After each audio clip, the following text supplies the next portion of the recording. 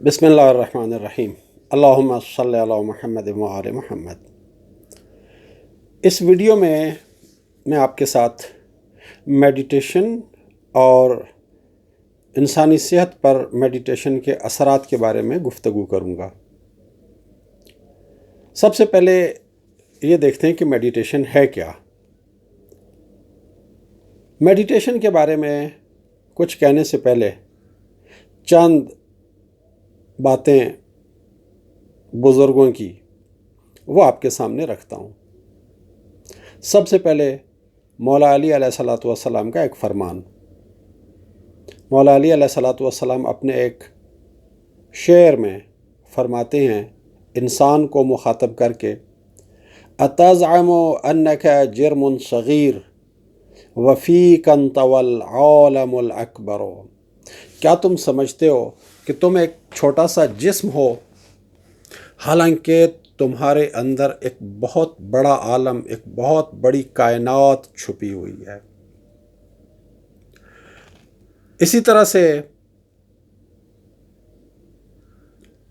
معروف صوفی شاعر جناب سلطان باہو کا ایک شعر ہے کہ دل دریا سمندروں ڈونگے، کون دلاندیاں جانے ہو۔ کہ دل جو ہے وہ دریاؤں سے بھی گہرے ہوتے ہیں، سمندروں سے بھی گہرے ہوتے ہیں۔ دل کے رازوں کو کون جان سکتا ہے۔ اور پھر اسی میں آگے چل کے وہ کہتے ہیں 14 طبق دل دے اندر جتھے عشق تمبو وانج لاوے ہو۔ کہ 14 طبق یعنی 7 زمینیں، 7 آسمان، یہ سارے کے سارے دل کے اندر ہیں، اور عشق حقیقی وہاں چل کے دل کے اندر اپنا خیمہ لگاتا ہے۔ تو وہ جو مولا علی نے فرمایا تھا کہ تمہارے اندر ایک بڑا عالم، ایک بڑی کائنات پوشیدہ ہے، اور یہاں سلطان باہو یہ کہہ رہے ہیں کہ 14 طبق دل دے اندر، یعنی پوری دنیا، 7 زمین، 7 آسمان، یہ 14 طبق تمہارے دل کے اندر موجود ہیں۔ اسی طرح سے علامہ اقبال کا ایک شعر ہے جس میں وہ کہتے ہیں کہ اپنے من میں ڈوب کر پا جا سراغ زندگی۔ اپنے من میں ڈوب کر پا جا سراغ زندگی، یعنی اپنے دل کے اندر ڈوب جاؤ، اپنے من کے اندر ڈوب جاؤ، اپنی روح کے اندر ڈوب جاؤ، اور زندگی کے راز کو، زندگی کی حقیقت کو پالو۔ اگر ایسی مثالیں بیان کرتا رہوں تو بہت ساری اور مثالیں بھی ہیں، لیکن یہ 3 مثالیں کافی ہیں۔ مولا علی کا شعر، سلطان باہو کا شعر، اور علامہ اقبال کا شعر۔ مولا علی فرماتے ہیں کہ تمہارے اندر ایک بڑی کائنات چھپی ہوئی ہے، فیک انطوی العالم الاکبر، تمہارے اندر ایک بڑا عالم چھپا ہوا ہے۔ سلطان باہو کہتے ہیں کہ 14 طبق دل کے اندر چھپے ہوئے ہیں، اور یہ دل جو ہے دریاؤں اور سمندروں سے بھی گہرے ہوتے ہیں۔ اور علامہ اقبال کہہ رہے ہیں کہ اپنے دل کی دنیا کے اندر ڈوب جاؤ، اپنے دل کے اندر ڈوب جاؤ، اپنی روح کے اندر ڈوب جاؤ، اپنے من کے اندر ڈوب جاؤ، اور زندگی کی حقیقت کو پالو۔ تو مراقبہ بنیادی طور پر، میڈیٹیشن بنیادی طور پر اپنے دل کے اندر ڈوب جانے اور زندگی کی حقیقت کو پانے کی ایک کوشش کا نام ہے۔ مراقبہ دل کی اس دنیا کے اندر سیر کرنے کا ایک عمل ہے۔ وہ دنیا جو بقول سلطان باہو کے 7 زمینیں اور 7 آسمان یعنی 14 طبق دل کی اس دنیا کے اندر موجود ہیں۔ اور وہ جو مولا علی نے فرمایا ہے کہ وفیک انطوی العالم الاکبر، اس عالم اکبر کو پانے کے لیے، اس عالم اکبر کو ڈھونڈنے کے لیے، اس عالم اکبر تک پہنچنے کے لیے جو عمل ہے، اس عمل کا نام ہے مراقبہ، میڈیٹیشن۔ دنیا کے جتنے بھی مذاہب ہیں، ان مذاہب کے 2 پہلو ہیں۔ ایک ظاہری اعمال کا پہلو، ظاہری عبادات کا پہلو، ایک روحانی پہلو۔ تو جتنے بھی مذاہب ہیں، ان سب مذاہب کے روحانی پہلو کے اندر میڈیٹیشن کو اور مراقبے کو بہت اہمیت حاصل ہے، ایک بنیادی اہمیت حاصل ہے۔ مراقبے کے ذریعے سے ہی انسان اپنی روح کو پہچانتا ہے اور اپنی روح کی حقیقت کو جان سکتا ہے، اور یہیں سے وہ بات آگے پھر چلتی ہے جو مولا علی کا بھی ایک فرمان ہے کہ من عرف نفسہ عرف ربہ، جس نے اپنے آپ کو پہچان لیا، اپنی حقیقت کو پہچان لیا، اس نے اپنے رب کو پہچان لیا۔ تو میڈیٹیشن کے ذریعے سے، مراقبے کے ذریعے سے اپنے آپ کو پہچاننے کی کوشش کی جاتی ہے، اپنے من میں ڈوبنے کی کوشش کی جاتی ہے، اور اندر کی اس وسیع دنیا کو تلاش کرنے کی ایک کوشش کی جاتی ہے، اور اس دنیا سے انسان روحانیت کہ ایک ایسے ماحول میں آ جاتا ہے کہ پھر اس مادی دنیا سے اور مادی دنیا کے مسائل سے وہ آزاد ہو جاتا ہے، رہتا اسی دنیا میں ہے، رہتا انہی مسائل میں ہے، لیکن یہ اس کے اوپر اثر انداز نہیں ہوتے، اور اس کی روحانی ترقی کا ایک سفر شروع ہو جاتا ہے، اس کا اللہ کے ساتھ ایک روحانی تعلق بننے کا ایک سلسلہ شروع ہو جاتا ہے۔ تو بنیادی طور پر میڈیٹیشن اور مراقبہ ایک روحانی عمل ہے، ایک روحانی ایکسرسائز ہے، ایک روحانی پریکٹس ہے۔ لیکن بعد میں جب ماہرین صحت نے دیکھا کہ جو لوگ مراقبہ کرتے ہیں ان کی عام طور پر عمریں بھی لمبی ہوتی ہیں، ان کی صحتیں بھی اچھی ہوتی ہیں، بیماریوں سے بھی عام طور پر دور اور محفوظ رہتے ہیں، تو ان کے ذہن میں ایک تجسس پیدا ہوا، ماہرین صحت کے ذہن میں ایک تجسس پیدا ہوا کہ صحت اور میڈیٹیشن کے باہمی تعلق کے اوپر تحقیق کی جائے، صحت اور میڈیٹیشن کے باہمی تعلق کے بارے میں جستجو کی جائے۔ جب انہوں نے یہ جستجو شروع کی، جب انہوں نے یہ تحقیق شروع کی، تو انہیں پتہ چلا کہ میڈیٹیشن کے انسان کی صحت کے اوپر بہت گہرے مثبت اثرات مرتب ہوتے ہیں۔ میڈیٹیشن کرنے کا سب سے پہلا اثر انسان کے اوپر یہ ہوتا ہے کہ انسان ذہنی طور پر پرسکون ہو جاتا ہے،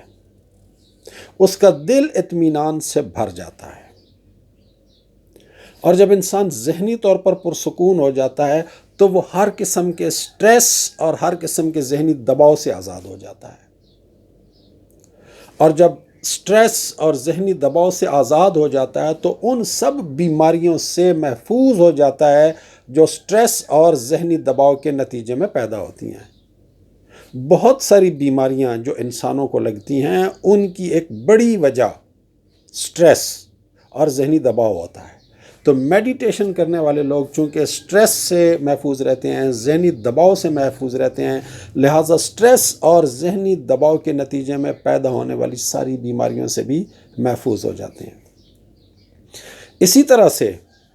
جب کوئی شخص میڈیٹیشن کرتا ہے تو اس کا دل اطمینان سے بھر جاتا ہے، مطمئن ہو جاتا ہے، اس کے دل کو اطمینان کی دولت نصیب ہو جاتی ہے، اور جب اطمینان اسے مل جاتا ہے تو وہ غموں سے آزاد ہو جاتا ہے، اور جب غم سے آزاد ہو جاتا ہے تو اس کا نتیجہ کیا نکلتا ہے؟ مولا علی علیہ السلام کا ایک فرمان نہج البلاغہ میں جو مختصر نصیحتیں اور مختصر حکمتیں اور مختصر ارشادات والا حصہ ہے، آخری حصہ، اس میں حکمت نمبر 143 143، اس میں مولا علی فرماتے ہیں کہ الہم نصف الحرم، غم اور پریشانیاں یہ آدھا بڑھاپا ہے، یعنی اگر ایک جوان انسان کو بھی غم لگ جائے، پریشانیاں لگ جائے، تو سمجھے آدھا بڑھاپا اس کا اسی وقت شروع ہو گیا۔ تو میڈیٹیشن کے نتیجے میں چونکہ انسان کا دل مطمئن ہو جاتا ہے اور انسان غموں سے اور پریشانیوں سے آزاد ہو جاتا ہے، تو پھر وہ اس بڑھاپے سے بھی آزاد ہو جاتا ہے جو غموں اور پریشانیوں کی وجہ سے انسان کو لاحق ہوتا ہے۔ میڈیٹیشن کے اثرات اور نتائج میں سے ایک اثر اور ایک نتیجہ انسانی صحت کے اوپر یہ ہوتا ہے کہ انسان کا جو بیماریوں کے خلاف خودکار دفاعی نظام ہے، جسے امیون سسٹم کہتے ہیں، اس امیون سسٹم کی کارکردگی بہت اعلیٰ ہو جاتی ہے۔ میڈیٹیشن کرنے والے انسان کا امیون سسٹم اس شخص کے امیون سسٹم سے بہت اچھا ہوتا ہے جو میڈیٹیشن نہیں کرتا، یہ طے شدہ بات ہے۔ میڈیٹیشن کرنے والے انسان کا امیون سسٹم بہت زیادہ فعال ہوتا ہے، اس کی کارکردگی بہت بہتر ہوتی ہے اس شخص کے امیون سسٹم کی نسبت جس کی زندگی میں میڈیٹیشن نہیں ہے۔ تو چونکہ میڈیٹیشن کے نتیجے میں ہمارا امیون سسٹم بہتر ہو جاتا ہے، ہمارا امیون سسٹم اچھی طرح سے کام کرتا ہے، اس کی کارکردگی اور اس کا فنکشن بہت اچھا ہو جاتا ہے، تو اس کا نتیجہ کیا ہوتا ہے کہ جب بیماریاں حملہ آور ہوتی ہیں تو ہمارا امیون سسٹم ان بیماریوں کا بہت اچھی طرح سے مقابلہ کر سکتا ہے اور ان بیماریوں کے مقابلے میں ہمیں ایک مؤثر دفاع فراہم کر سکتا ہے۔ جبکہ امیون سسٹم کی کارکردگی کم ہونے کے نتیجے میں حملہ آور ہونے والی بیماریوں کے ہمارے اوپر اثر انداز ہونے کے امکانات زیادہ ہو جاتے ہیں۔ تو اور بھی کئی چیزیں ماہرین صحت نے نوٹ کی اپنی تحقیقات میں، جن کا انہوں نے نتیجہ یہ نکالا کہ میڈیٹیشن ہماری صحت کے لیے بہت اچھے اثرات رکھتی ہے۔ تو میڈیٹیشن کرنے والا انسان جسمانی طور پہ بھی صحت مند رہتا ہے، روحانی لحاظ سے بھی صحت مند رہتا ہے، نفسیاتی لحاظ سے بھی صحت مند رہتا ہے، اور جذباتی طور پر یعنی ایموشنلی بھی متوازن اور بیلنسڈ رہتا ہے۔ اس کے تمام منفی جذبات جو انسان کی صحت کے اوپر منفی اثرات مرتب کرتے ہیں، وہ سارے کے سارے اس کے کنٹرول میں آ جاتے ہیں۔ تو میڈیٹیشن کرنے والے لوگوں کی جسمانی صحت، روحانی صحت، نفسیاتی صحت، جذباتی صحت اور ان کی جذباتی ذہانت جسے ایموشنل انٹیلیجنس کہتے ہیں، ان سب کا معیار، ان سب کا گراف بہت اونچا ہو جاتا ہے۔ لہٰذا ضروری ہے آج کل کے دور میں، جب کہ سٹریس کے، ذہنی دباؤ کے، پریشانیوں کے بہت سارے عوامل ہمارے معاشرے میں پائے جاتے ہیں اور ہر انسان کسی نہ کسی سطح پر پریشانیوں کا شکار ہے، ذہنی دباؤ کا شکار ہے، سٹریس کا شکار ہے، اور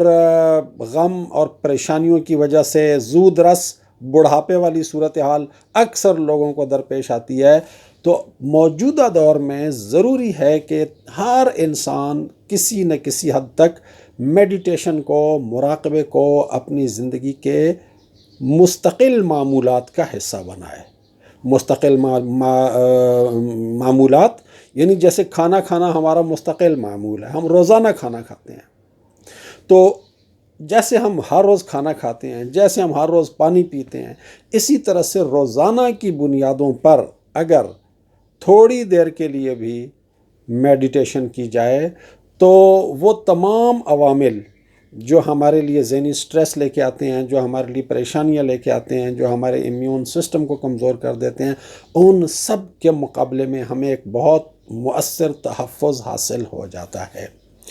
لہٰذا آج کل کے دور میں ہر انسان کے لیے ضروری ہے کہ وہ میڈیٹیشن کو اپنی زندگی میں داخل کرے، اور کوئی ایسا ذہنی، نفسیاتی، جذباتی مسئلہ نہیں ہے جس کے حل کے لیے میڈیٹیشن آپ کی مددگار ثابت نہ ہو سکے۔ تو میڈیٹیشن پہ توجہ دیجیے، میڈیٹیشن کو سمجھنے کی کوشش کیجیے۔ میڈیٹیشن کے بارے میں بہت ساری کتابیں موجود ہیں، ان کتابوں کا بھی آپ مطالعہ کر سکتے ہیں، اور ان کی رہنمائی میں آپ اپنے لیے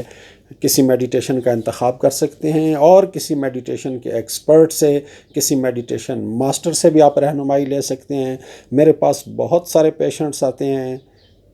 ڈپریشن کے، ذہنی اور نفسیاتی الجھنوں کے، اور الحمدللہ ان میں سے بہت سارے پیشنٹس صرف اور صرف میڈیٹیشن کے ذریعے سے ہی ٹھیک ہو جاتے ہیں اور بعد میں بڑی پرسکون زندگی گزارنے لگتے ہیں۔